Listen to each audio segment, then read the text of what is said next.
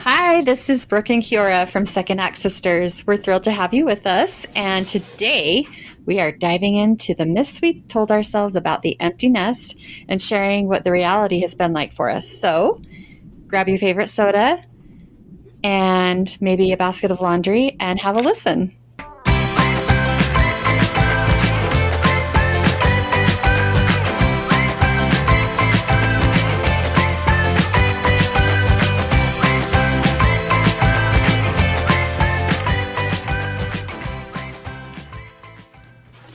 Okay, so let's start with our highs and lows. I will go first. My high this week was a surprise visit from child number 3. Did she bring the husband and doggies? It was so fun. Yeah, she told me the morning of that they were coming. So it was That's so so fun. fun. And my low is that she went home today. So sad. So it was awesome. It was a good time. What about you? Yay. My high is that we got to puppy sit. Well, she's not really a puppy, but she's our puppy, our grand puppy, Coda, for the week while our daughter and son-in-law are visiting his brother and sister-in-law in North Carolina. Oh, so fun. So it's been fun. She's still here. She'll go home Tuesday. And then the low is finding out there are no more reservable camping spots at our favorite place for the season. So we'll have to postpone our camping trip to the Spruces until next year. You're so good. Camping is nice. I love the Spruces. If you haven't been, you should go. Is there like a hotel room? No, but you could just go for the day and have a picnic and walk up to Donut Falls. Yeah. So, okay. So today we're talking about the myths we want to believe as we become empty nesters. So let's read off some of those myths. Okay. I'll have so much time after the kids leave. I will try not to laugh really hard after every one of these. I know. Life will slow down when? I'll be happy when? I'll love my body when? I'm going to be so bored. What am I going to do? I'm sure there are so many more. Oh, yes. Oh, yes.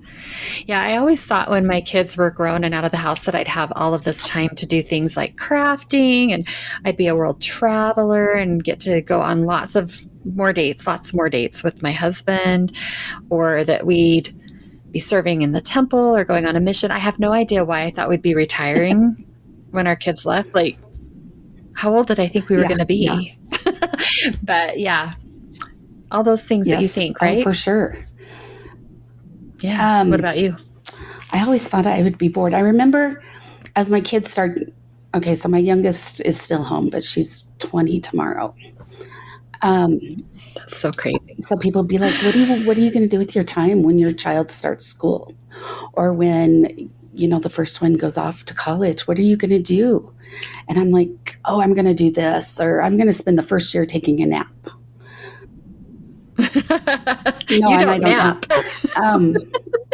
But I thought I would have to fill this time even as, they started going to school. They were all in school. I was so wrong. Mm-hmm. The time is still, and we fill our time. Yes, we do. We keep it busy. But I just thought I'd have all this time and be bored. It's not true. It's not true. Yeah. I know that you have gone back to school. Yes, I have. Though. Mm-hmm. Right? Tell us a little bit about that. Yes, I did the BYU pathway program through the church. And it really, I was still very busy. I had a son on a mission and 3 kids still at home. It was a son on a mission, a son in college, and 2 kids at home. Anyway, and my mom had just passed away, and so it was a crazy time. But I did. Yeah. I went back, and I didn't further it. I finished the pathway program, but then I had 2 kids get married in 6 months, and another anyway, it got a little crazier, and so I didn't continue on again. But it's okay. I loved the program. That's good. I love when I hear of people going back to college and having that love of learning. I I do not have a desire to go back to school. I don't like school, but I love Yeah. learning. Go figure. Like if I can do it on my own terms, without homework and without tests, I'm all in. I love to learn, but I don't have a desire to go back to school. And I've had people ask me if I'm going to because my husband works at the University of Utah, so I get half Yeah. tuition. But I don't want to. No, I want to kind of focus on what I want to learn, not what they say I have to learn. Exactly. Yeah. I also thought I would have more time to spend with my parents, and I do. I am spending more time with them. It's just not in the way I thought I would be spending time. When I was growing up, my parents did a lot with my dad's mom and dad. They traveled a lot. So I kind of thought that would also be my life when my kids were grown up. But we don't travel a lot. So I think it's just because they're currently serving as the directors of the Riverton Family History Library, and so they don't have a lot of time either. But we try and invite them for dinner, and they are in our ward now since our ward was reorganized. Our stake was reorganized, so I see them every Sunday, which is great, and I talk to them a lot. Yeah. I have found that I do end up doing a lot with our parents, as Adam's parents have aged and are. He's the youngest of 6, and so they're in a place in life where they need a little bit more attention. Yeah, and it's funny because when you're younger, your parents are younger too, and you just think, oh, we have so much time. But the older I get, the older my parents are getting, and I realize my time is really finite with them. And so I have this desire just to spend all this time before there's a separation between us. I cherish the time. And now that my dad lives down here, well, he's been here a few years, but yeah, we, dinner every other Sunday with him, and he stops by. He came by last night and I had apple pie. He was thrilled. Oh, his favorite. So, but yeah, I don't think I realized that I would be spending so much, that personally I would be spending so much more time with my parents, or our parents. Because we do. Yeah. And Adam's parents are great. Your dad's great. Adam's parents are great. Yeah. They're fun to be with. So it's been really fun. But that does, I didn't calculate that in on this time period. There was a time when I turned, because turning 50 is like a big age. Wasn't sure. I wouldn't know. Listen, you'll catch up. So I decided that I would go see a therapist, and we'd work through what I was going to do now that I was 50 and basically an empty nester. And at one point, she just kind of looked at me and she's like, what made you think that you would have all this time just because you are now 50 and an empty nester? Well, isn't that what everybody, it's just where I am. I think it's the Hallmark Channel that taught us that. She laughed at me and said, no, there's nothing that says that's what life is going to be. Right. And I love that you mentioned that you saw a therapist for it. That's one thing. I've had a psychiatrist since I was 18 that I've seen, and different counseling and things like that. And changing over to a therapist versus a psychiatrist has been a huge change for me. And then also getting a coach has also made a huge changes in my life. And I love that I was in a spot where I was mature enough to notice the difference and know what I needed and fill that need, right? Fill my time with something that was useful. Well, and that's it. Getting help just to see the big picture. Yeah. Yeah. It kind of helps us ask or to figure out the why behind our thoughts. Yeah. So, so it was good. It was good. It was like that moment was like light bulb for me. Like, okay, so no, I'm really not trying to fill my time. There's things that already are my time. Yes, that are already part of your life that you don't want to eliminate. I don't necessarily have to add on these other big, huge things. No. So. Nope. Yay for being mature enough to recognize that and own Oh, it. you know, I was 50. Well, that's what I meant by the mature enough, right? Yeah, that's true. Uh, all right. So let's talk about how we can plan and imagine and dream for our so-called empty nest future and make the things that we are dreaming about or imagining for our future become a reality. Okay. Some of the things that I have worked on instead of adding all these huge, like going to school, into my life, I've trying to understand my personal needs and my priorities with life. So, you know, from moving my body to eating healthy to meditation to family time, reconnecting with my husband. Yes. Those are all important. And I like that you talked about moving your body, because I always used to like kind of laugh off when my mom or my dad would say, my body just doesn't move the way it used to, or my body just isn't strong the same way it used to be. And I would be like, what are you talking about? You guys look like you're flexible and strong and all this, but now it's happening and it's okay. But it's also like our bodies are not magically going to retain flexibility and energy. We have to do things as we age because our bodies are aging. So we have to do things differently and be intentional, Yes, right? for sure. Yes. Well, Yeah. and to Yeah. keeping ourselves healthy, you know, from going to the doctors to all the Yes. things. Yes. I know this is kind of sad story, but someone that my husband's brother was friends with growing up, he's 50, 49, 50. His son just got a mission call. They got on a plane to go on one last big family vacation before the oldest son heads off, and that whole thing starts with the kids getting older. And he seemed healthy. He seemed active on the plane. Heart attack, Wow. dies on the way. They make an emergency landing and he dies on the way to the hospital. And his heart was like 80% blocked. If you're not going to the doctor and having regular checkups, you're not going to know that there's problems with your heart or, you know, your blood pressure or your blood sugar levels, Right. any of those things, right? So it's so important to do those things, especially as you're getting older. Well, I found that to be true as I've dealt with the asthma issue in St. George. You know, who knew I was going to be more allergic to St. George than Colorado? But it is, right? It's a thing out here. How does anything grow anyway? But I'm allergic to it. I don't know. I blame the wind. Blame the wind.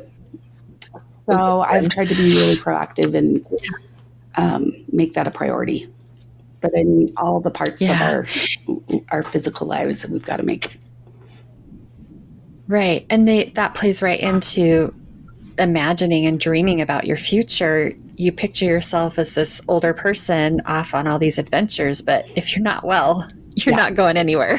That is true. And as we've had grandkids, there's nothing more than I want to be able to play with them. Yeah. Yeah. And I think part of looking at our dreams and imagining our future, that it's important to recognize where you're at and what your reality is, and accept that that can be just as fulfilling as what I had dreamed my future would look like. And it really is just your attitude and your perspective. Yeah. These things are just as good as and those there are other so many things. And is important. Yeah. And there are things that are better than what totally better than what I imagined they would be. So it's also something to pay attention to. I'm trying to learn to be more spontaneous. It's hard. Yeah, especially controlling when you're that way. But like with child number 3 popping in this last weekend, we just scratched everything and had so much fun. I love that. I wish we would have been there for that. My son-in-law, he said he wanted to sleep and play games. So that's what we did. Perfect. It was so fun. I can understand that he'd want to sleep. He's busy. So, anyway, being spontaneous, I'm not very good about it. Just ask my family. We'll work I'm on it working on together. it. Let's talk about some of the things, the Okay. instead things. The instead things. You go first. Unless you're not ready, then I'll go first. Okay. So the older I get, the more I'm learning to embrace the notion that I don't need people's permission. That I can choose to do things that make me happy and feel uplifted, and I don't have to worry about what everybody else is doing or what their opinion is of me. And this plays out in my personal growth as I deal with bipolar disorder and in my career and who I spend time with and how I connect with my family, both individually and collectively, and how I feel my callings and my time serving, all of those things. Yeah, that's good. As you say, permission, is that what the word you used? Also, Yeah, the permission. approval of others. I don't know that I care. I don't care anymore like I used to. Oh, I Yeah, did. I used to. I used to care about approval and feeling like I needed Yeah. people's permission. But no, we can be happy. This is who I am. We don't need we don't need to worry about other people. Well, maybe your husband, but sometimes.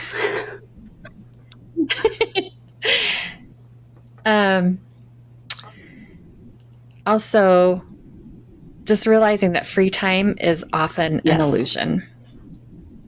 Yes, I have a little story from a friend named Arthur, and it was shared in a totally different context, but it so applies to what we're talking about. And he gave some advice saying that we need to be careful what we give up in life and what the space that is created by giving those things, whatever it is, up, what we are filling that space with and with that time, or that time with. Because if we're not careful, it will have no problem filling in with things that just don't matter, that aren't good for our personal growth, that aren't good for our habits, that aren't good for our family. That we need to be intentional when we're giving something up, whether it's attention from a child because they've moved on to a different stage in life and that their needs are different, their time is that they need from us is different, or whether it's a bad habit we're giving up or whatever it is. We've just got to be intentional with what we replace in that time. I found that my kids still want to talk, whether it's to, kind of work through a life situation or tell me about the grandkids or have the grandkids call or, help them figure things out. Yeah. So that's a priority to me. If they call, and other 90% of the time, dropped. I will be able to drop whatever I'm doing and talk.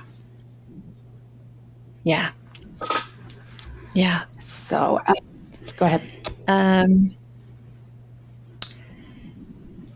Expectations. Let's talk about expectations. How about adjusting expectations? Right. Yeah, that's a big one. So, you talked about going on a mission with your husband, which would be an amazing thing, but it's okay if we don't get there. Yeah. Or it's okay if we don't get there till we're 70. Yeah. Right? Yeah, it is okay. Yeah, I've learned that as my kids have made choices that go directly against the happy family expectation of my dreams, the thing, again, that you dream about or imagine your life looking like, that it's okay. I need to remember that my expectations are just that. They're mine. They're mine alone. And I can choose to be disappointed or sad, or I can choose to be optimistic and supportive. But whichever one I choose, that's going to determine the relationship I have with them. And that applies to any expectation. Yes. And just realizing that when it comes to decisions other people make that go against those expectations, it's their life journey. It's their life experience. we're all spiritual beings having a mortal experience, and that's their Yes. experience, My not mine. mother-in-law always used the phrase, their turn on earth, which I love. Yes. Yes. Yep. I love that. I remember you saying that to me once, and it was like, yes, It's their turn on earth. it's their turn. So we have to let go and let them do their thing. And we'll love them through it all. That's right. And any expectations, whether it's, career or church callings, time, all of that, all of those expectations, our attitude is what's going to determine whether we can make adjustments or not. We can choose to be happy or not. What is it? Is it Sister No, Sister Kimball. I don't recall. Who used to say, you can either laugh or you can cry. Oh, I'm pretty sure that's Sister Hinckley. You know the quote I'm talking about? Yes, I'm looking it up right now. But that's one of my things. It keeps coming up with Barbie. I don't think she's Barbie. No. But yeah, that's a big one. Than cry. The energy is the same. My son used to say, I'm going to find a new mom on Craigslist. One that doesn't cry all the time. Good luck. So the quote is, the only way to get through life is to laugh your way through it. You either have to laugh or cry. I prefer to laugh. Crying gives me a headache. Yes. Yes. I love that. Yes. So much of it is the attitude. Yeah, it is. And part of our attitude and part of this whole change that we're going through as we approach middle age, whatever, is embracing the reality of ongoing responsibilities. Your house still has to be clean. The groceries still need to be bought. It's not like you just magically have all these things taken care of for you because you're 50. Right. Yes. Still has to happen. I was out there picking up poop this morning. Thank you, doggies. Yay. Well, yeah, life still has to go on. Right. So it's a journey. It's a journey for sure.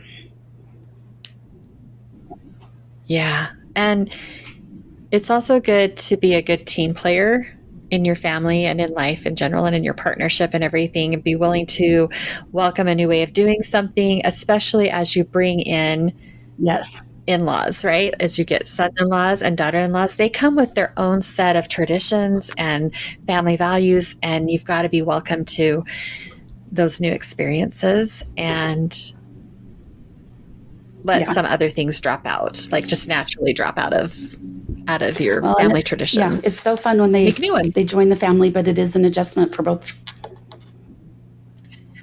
Yeah. Yeah, and I never want to be that mother-in-law that's like my kids and their spouses, their partners, they're like, oh, we have to go do this, or your mom's going to be upset or whatever. Like, I don't know. That is not for me. I want to be welcoming and... No, I love my in-laws, my in-law children. My love-in-laws. Me too. Me too. There's got to be a better way to acknowledge who they are. Yeah. I don't know. In-law is just such a weird... Because I feel like now he's my son and she's my daughter. It's like, they're just part of my family. So, but that adds, not only do you have however many children, you have more children.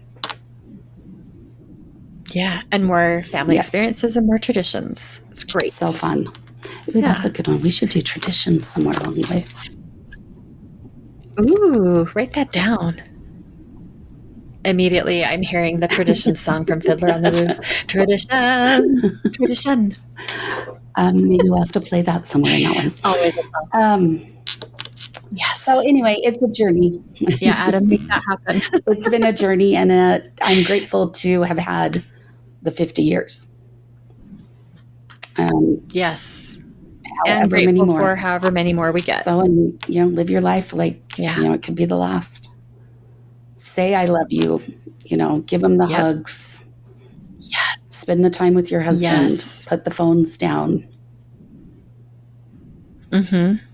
No phones at the table. Yes. Well, and that's the thing, I think, to recognize at this point in our lives with technology the way it is, there definitely has to be limits to that.